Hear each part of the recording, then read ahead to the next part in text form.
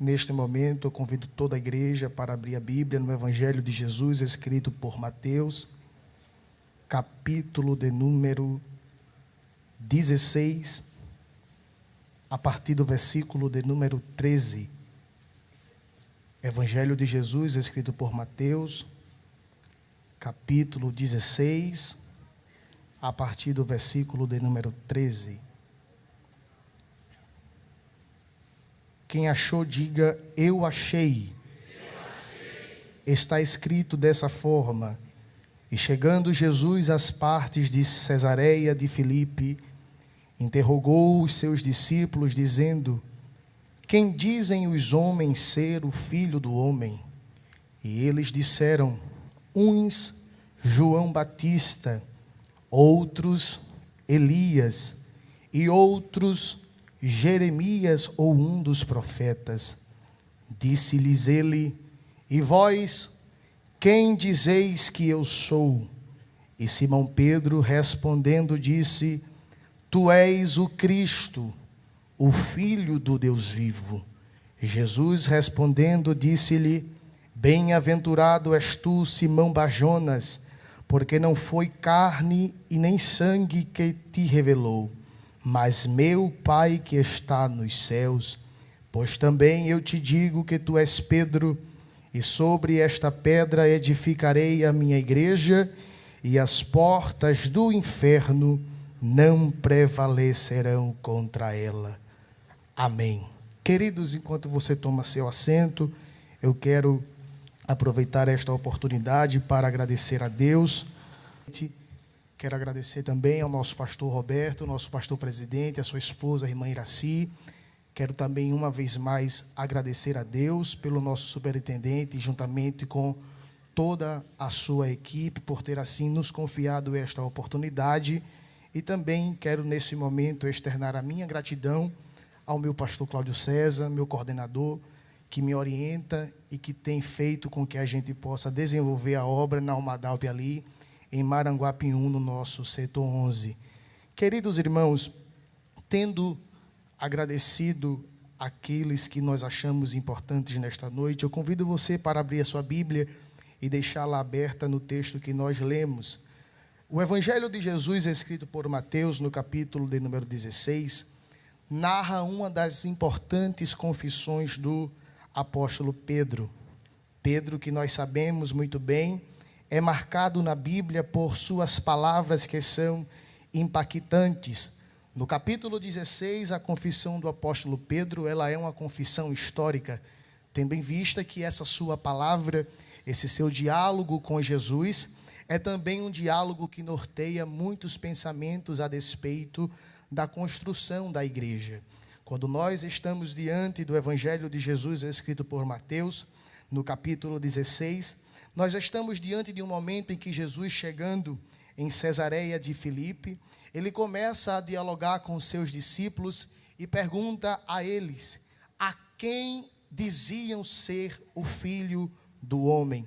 Neste momento aqui, nós percebemos que Jesus está intrinsecamente interessado em saber qual era a opinião dos discípulos e do povo acerca da sua identidade. A identidade é um conjunto de características que denomina a personalidade de alguém ou de alguma coisa. Quando Jesus ele pergunta: quem dizem, pois, ser o Filho do Homem? Ele está interessado em saber se o povo sabia a despeito da sua identidade. E Pedro ele é muito contundente quando ele diz acerca da sua identidade, o chamando de: tu és o Cristo, o Filho do Deus vivo. No entanto, quando Pedro faz essa afirmativa, é também interessante que nós deixemos claro nesta noite que Jesus não tinha apenas uma identidade, apesar de evidentemente ele ser apenas um. Jesus ele possuía 3 identidades. Quantas identidades? Quantas identidades? Em primeiro lugar, Jesus ele era chamado de Filho do Homem. Quando Jesus ele era chamado de Filho do Homem, essa identidade revelava a sua natureza humana. Em segundo lugar, Jesus também era chamado de Filho de Davi. E todas as vezes em que Jesus ele era chamado de Filho de Davi, Essa identidade revelava a sua messianidade, pois apontava que ele era o Messias e que seria o Salvador do mundo. No entanto, quando Jesus ele era chamado de Filho de Deus, isto indicava a sua natureza divina, celestial, deixando bastante claro que apesar de estar como homem, ele era também divino. Quando Pedro ele é assertivo em dizer que Jesus ele era o Cristo, o Filho de Deus, Jesus então, correspondendo o diálogo com Pedro, no versículo 17, ele diz: respondendo-lhe Jesus: bem-aventurado és tu, Simão Bar-Jonas, porque não foi a carne nem o sangue que te revelou, mas meu Pai que está no céu. Pois eu também te digo que tu és Pedro, e sobre esta pedra edificarei a minha igreja. E é exatamente nesse versículo que eu me proponho, com a ajuda do Espírito Santo, a trazer-lhes uma mensagem nesta noite, debaixo do seguinte tema: 3 razões pela qual a igreja está de pé. Vamos lá? 3 razões pela qual a igreja está de pé. É interessante, de maneira introdutória, que a gente deixe claro que quando Jesus ele fala para Pedro e ele usa essa palavra sobre esta pedra, Jesus não estava apontando para Pedro como se Pedro ele fosse a espinha dorsal da igreja, ou como se Pedro fosse o fundamento da igreja, ou como se Pedro fosse a base da igreja. E por que, Mário, é importante que comentemos sobre isso? Porque esta palavra de Jesus para com Pedro é uma palavra que muitas vezes é distorcida pela doutrina apostólica romana, onde muitos tentam dizer que Pedro, por ter recebido essa palavra da parte de Deus, ele é o pai da igreja, ou ele é o construtor da igreja, ou a igreja está fundamentalizada e abalizada acerca de Pedro. Se a igreja ela estivesse fundamentada em Pedro, ela não suportaria tantas crises e pressões que tem resistido ao longo da sua história. Se a igreja ela estivesse fundamentada em Pedro, nós não estaríamos nem aqui nesta noite. A igreja, ela é um projeto divino e foi gerado na eternidade. A igreja não é nenhuma invencionice humana. A igreja, ela nasceu no coração de Deus. A igreja não é nenhum plano que alguém, de certa forma, arquitetou para o seu bel prazer ou seu interesse pessoal. A igreja, ela foi gerada na eternidade, porque o apóstolo Paulo é quem diz isso, quando fala que o mistério que estava oculto em Deus foi revelado na dispensação da graça. O Pai, ele já pensava na igreja mesmo antes do mundo ser formado. O Pai já pensava na igreja antes mesmo da igreja existir. A igreja nasceu no coração de Deus, e se você hoje está aqui nesta noite, já era para você estar dando glória, porque no plano divino, na eternidade, Deus escolheu você para você participar da igreja. É interessante também falarmos a despeito da igreja, que a igreja, ela é nada mais e nada menos do que um convite, um chamado, uma convocação para fora. A palavra igreja, ela em sua etimologia é composta por 2 prefixos, o prefixo ek e o prefixo klesis. A junção desses 2 prefixos gera a palavra eclesis ou eclesia, que significa chamados para fora. A igreja é um convite para o mundo entender o projeto divino da redenção e da salvação. Essa igreja, ela também tem 2 dimensões. A Bíblia diz que a igreja, ela tem uma dimensão visível e uma dimensão invisível. A dimensão visível da igreja consiste naquilo que os nossos olhos podem ver. A igreja física é o espaço de tempo, o espaço geográfico, aonde um conjunto de pessoas se reúnem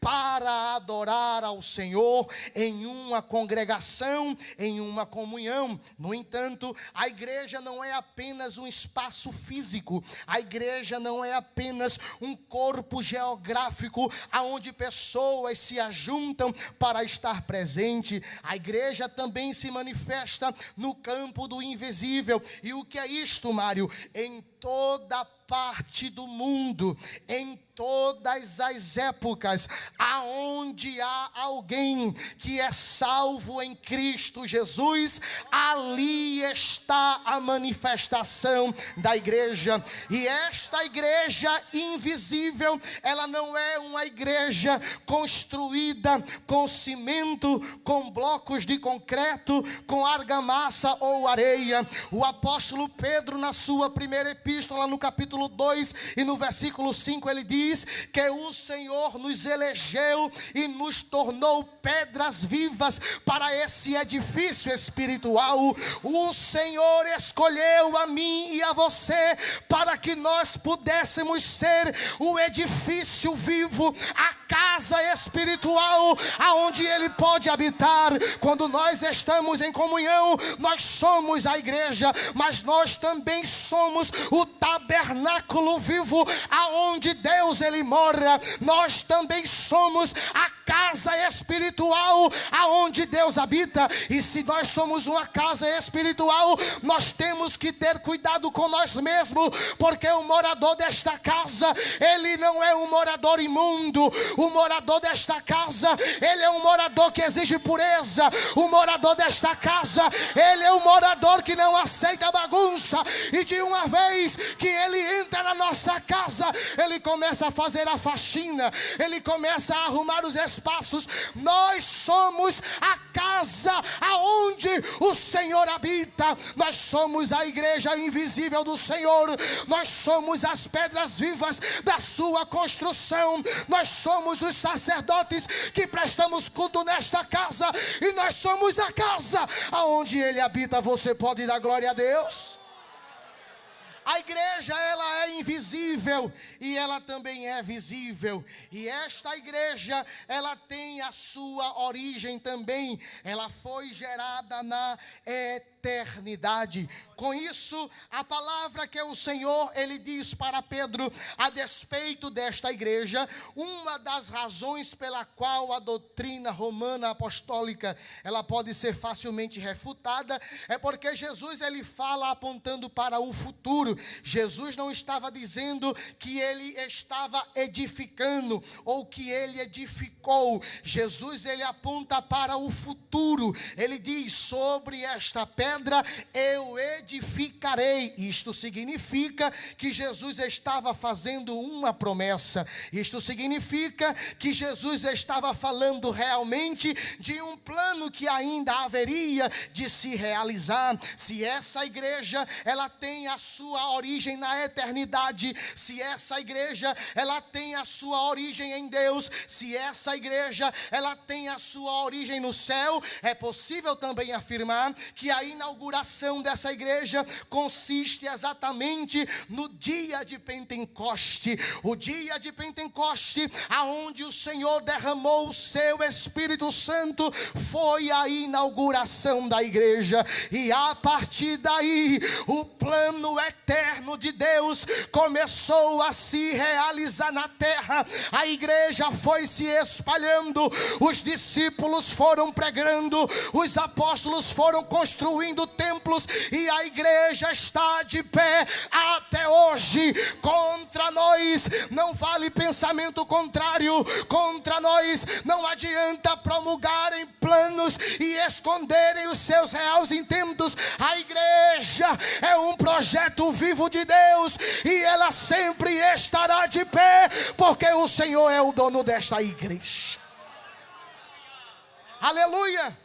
É com base nisso que nós queremos, com a ajuda do Espírito Santo, falar acerca da primeira razão pela qual a igreja está de pé. A primeira razão pela qual a igreja está de pé é exatamente porque ela não está fundamentalizada em nenhum homem. A base da igreja é o próprio Senhor Jesus. A base da igreja é o próprio Cristo. E a Bíblia, ela nos diz que de maneira profética, o salmista consegue ver no futuro, e ele fala de maneira poética, apontando para Jesus, que a pedra angular de esquina, que foi rejeitada pelos edificadores, ela se tornaria a pedra angular, isto é, a pedra central, a base de toda a construção. E é com base nessa figura de linguagem que nós entendemos que a figura da pedra e a figura da rocha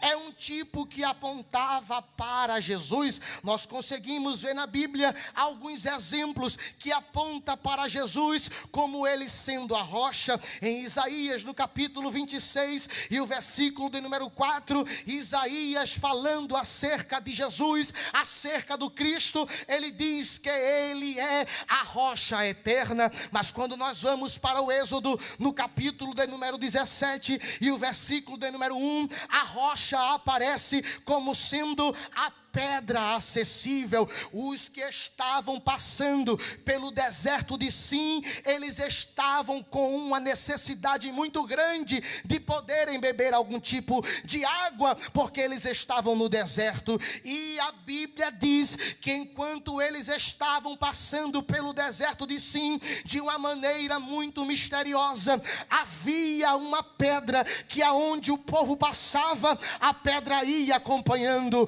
Quando o povo parava, a pedra também parava. Quando o povo caminhava, a pedra caminhava junto com eles. E essa pedra, essa rocha no deserto de Sim, aponta para a acessibilidade de Jesus. O apóstolo Paulo, em 1 Coríntios, no capítulo 10, o versículo 4, ele diz que esta pedra era Cristo. E ele é muito contundente quando diz que todos beberam de uma mesma água, porque a pedra que estava no deserto era Cristo, dando um sinal para o povo de que ele estaria sempre perto. Deus não pensou na igreja e nos deixou sozinho. Ele pensou na igreja e deixou junto de nós o nosso Paracleto divino, o nosso companheiro, o nosso ajudador, o nosso amigo, o nosso amado. Ele está perto de nós. Em primeiro lugar, Jesus aparece na Bíblia como sendo a rocha eterna. Em segundo lugar, Jesus aparece na Bíblia como sendo a rocha acessível. Em terceiro lugar, Jesus aparece na Bíblia como sendo a rocha ferida. Êxodo capítulo 17, versículo 4 diz que Deus, ele dá a ordem para que Moisés, ele tocasse na rocha, e tocando na rocha, haveria de sair água para que o povo bebesse. Mas sendo comovido pela ira, sendo comovido pela insatisfação do povo, Moisés meio que perde o equilíbrio, e em vez de tocar na rocha, ele a fere. E aquilo ali já apontava também para Cristo, que seria a rocha ferida de Meribá. Quando nós vamos para Isaías, no capítulo 53 e o versículo de número 5, nós encontramos o propósito pelo qual a rocha foi ferida no deserto de Sim. O profeta Isaías, ele consegue ter a visão, e de maneira muito profética e contundente ele diz: quem deu crédito à nossa pregação? Porque como um renovo foi subindo perante uma terra seca, beleza nenhuma nós víamos nele para que o aceitássemos, e certamente ele foi afligido e oprimido por conta das nossas transgressões, o castigo que nos traz a paz estava sobre ele, e pelas suas pisaduras, isto é, suas feridas, pelas suas feridas nós fomos sarados. Aonde estão aqueles que já foram sarados? Aonde estão aqueles que já foram alcançados? Jesus, ele é a rocha, e a fenda da rocha é a marca no seu corpo, para que você hoje pudesse estar aqui. Aleluia! Em primeiro lugar, ele é a rocha eterna. Em segundo lugar, ele é a rocha acessível. Em terceiro lugar, ele é a rocha ferida. Em quarto lugar, nós vemos também Jesus aparecendo como sendo a rocha soberana. Isto mesmo, por conta da desobediência de Moisés em não ter atendido a ordem de Deus, em vez de ter tocado, ele feriu. Ali se revela também a soberania da rocha que é Cristo. Como ele feriu e não tocou, ele foi cerceado da sua licença de poder entrar na terra prometida. E esta passagem revela a soberania da rocha que é Cristo. E não apenas isso, nós também conseguimos entender na Bíblia, e essa passagem é muito forte. Essa rocha, ela é acessível. Esta rocha, ela é acompanhante de todos nós. Mas o profeta Daniel, ele é muito profundo, quando ele no capítulo 2 e no versículo 34, ele revela que essa rocha haveria de governar o mundo. Isso mesmo, o rei Nabucodonosor, ele tem uma visão de uma grande estátua, e diante da revelação que ele tem da estátua, sem saber a interpretação, ele procura Daniel e diz: meu filho, me diga qual é a interpretação, porque eu tive um sonho de uma grande estátua. A sua cabeça era de ouro, o seu peitoral era de prata, a sua cintura era de cobre, os seus pés eram de ferro, e os pés eram uma mistura de barro com ferro. E Daniel, de maneira muito forte, ele revela para o rei e diz: olha, rei, a cabeça de ouro és tu, que representa o império babilônico, mas o peitoral de prata revela que virá também um outro reino, um pouco mais fraco do que o ouro é prata, mas esse reino ficará no teu lugar. É exatamente o império Medo-Persa, governado pelo grande rei Dario. Mas Daniel vai adiante e diz: mas este reino não ficará apenas no reino de prata, ele também será chamado de reino de bronze. E esse reino de bronze apontava para o reino do grande imperador Alexandre o Grande, o reino da Grécia. Porém, Daniel consegue também dizer que é debaixo da cintura de cobre haveria pernas de ferro, e essas pernas de ferro apontavam para o Império Romano. E diante daquela visão, parece que eu consigo ver o rei Nabucodonosor sabendo que ele tinha um reino, mas que este reino seria provisório. Mas a beleza da revelação não consiste nisto que eu acabei de falar. A beleza da revelação é porque Daniel, ele diz no versículo 34 do capítulo 2: olha, rei, eu estava olhando de fato para essa estátua, eu vi que a sua cabeça era de ouro, eu vi que seu peitoral era de prata, eu vi que a sua cintura era de cobre e que as pernas eram de ferro. E o que você viu mais, Daniel? Eu vi uma rocha, eu vi uma pedra, e essa pedra foi rolada sem ajuda de mão humana. E o que aconteceu? Ela bateu nos pés e destruiu toda a estátua. Essa rocha apontava para Cristo, que governará o mundo um dia. Você pode dar glória a Deus, você pode dar glória a Deus. Os reinos aqui são transitórios, mas o reino da rocha, que é Cristo, subsiste eternamente, de geração em geração. Ele reina, ele reina, ele reina, ele reina. Aleluia. A primeira razão pela qual a igreja está de pé é porque o seu alicerce não é uma areia movediça. O seu alicerce é uma rocha, e essa rocha, ela é Cristo. Como uma rocha, Cristo é a base da igreja, mas toda construção, ela precisa de manutenção para que ela seja mantida. E aqui está a segunda razão pela qual a igreja está de pé. Se Jesus Cristo, ele é a base, o Espírito Santo, ele é o mantenedor. A Bíblia diz no Evangelho de Jesus, escrito por João, no capítulo de número 6, que o apóstolo, ele diz que o Espírito é aquele que vivifica, e a palavra vivificar dá a ideia de manter aquilo que está vivo, permanecendo com todas as suas substâncias. O Pai criou a igreja, Cristo é a base da igreja, mas o Espírito Santo, todos os dias, ele cuida da sua igreja, para que ela não seja manchada.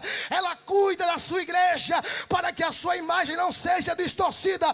Nós não estamos sozinhos. O Espírito Santo, ele está cuidando de nós. A primeira razão pela qual a igreja está de pé é porque Cristo é a rocha que sustenta a igreja. A segunda razão pela qual a igreja está de pé é porque o Espírito Santo é o mantenedor da igreja. E a terceira e última razão, e eu encerro aquilo que Deus propôs no meu coração. A terceira razão pela qual a igreja está de pé é porque a igreja, ela funciona de maneira operacional como um grande exército. Foi o apóstolo Paulo quem disse isso, quando escrevendo a Timóteo no capítulo 2, ele diz: Timóteo, tu, pois, meu filho, fortifica-te na graça que há em Cristo Jesus, e sofre, pois, comigo as aflições como um bom soldado de Cristo. Todo soldado, ele precisa participar de um exército. Todo soldado, ele precisa estar participando de alguma infantaria. Se nós somos soldados e a igreja, ela funciona como exército, o exército, ele só funciona porque ele é regido por uma hierarquia. E o poder do exército não está na potencialidade dos seus soldados, não. O poder do exército está na estratégia e na força que existe no seu comandante, daquele que está liderando, daquele que está na cabeça. Se você pegar pessoas que têm potenciais e colocar na mão de um mau líder, o trabalho se acaba. Mas se você pegar pessoas com um potencial em uma possível expansão, até aquele que não é um bom liderado é capaz de melhorar, porque o segredo do exército está naquele que está comandando. E se nós somos um exército, se nós somos um soldado, nós precisamos de ter um comandante. E a Bíblia Sagrada nos mostra que Jesus, ele apareceu em algumas operações teofânicas, em teofania, como anjo do Senhor. Quem não lembra, em Josué no capítulo de número 5, quando Josué estava no pé de Jericó, e quem sabe Josué olhando para Jericó e para aquela dificuldade que ele haveria de enfrentar, a Bíblia é quem diz que em Josué no capítulo 5, o anjo do Senhor apareceu para Josué e lhe disse: não temas, porque eu sou príncipe do exército do Senhor. Mas, irmão Mário, como é que você prova que aquele anjo não era um anjo comum? É porque depois que o anjo do Senhor disse para Josué essas palavras, ele prostrou-se para lhe adorar. E anjo não recebe adoração, a não ser que seja o próprio Cristo em figura de anjo. Aquele príncipe do exército era o próprio Jesus dizendo: eu estou aqui, eu estou aqui, eu estou aqui. Não tema, Josué, vai dar certo. Não tema, Josué, a muralha vai cair, porque o comandante chegou, o general chegou. E quando ele chega para dar vitória, ele chega para guerrear, ele chega para Ele é o general, Ele é o general, Ele é o general. Ele é o nosso general. Aleluia.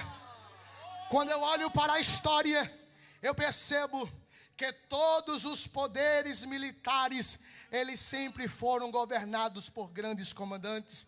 É rápido e simples. Se você olhar para a América Latina, você vai ver que houve uma época que o Uruguai era a grande potência militar. E eles também tinham um comandante, José Gervásio Artigas. Este homem foi o grande comandante da libertação uruguaia. Mas José Gervásio Artigas, ele morreu. Quando nós olhamos para o altiplano boliviano, o Peru, a Bolívia e todas as regiões adjacentes, nós vemos que eles também tiveram um grande general, e o nome dele foi Simão Bolívar, o grande libertador dos altiplanos bolivianos. Mas Simão Bolívar, ele também morreu. Quando nós vamos para o Chile também teve um grande general, e o nome desse general foi chamado Bernardo Higgins, e ele foi um grande general que comandou o exército do Chile.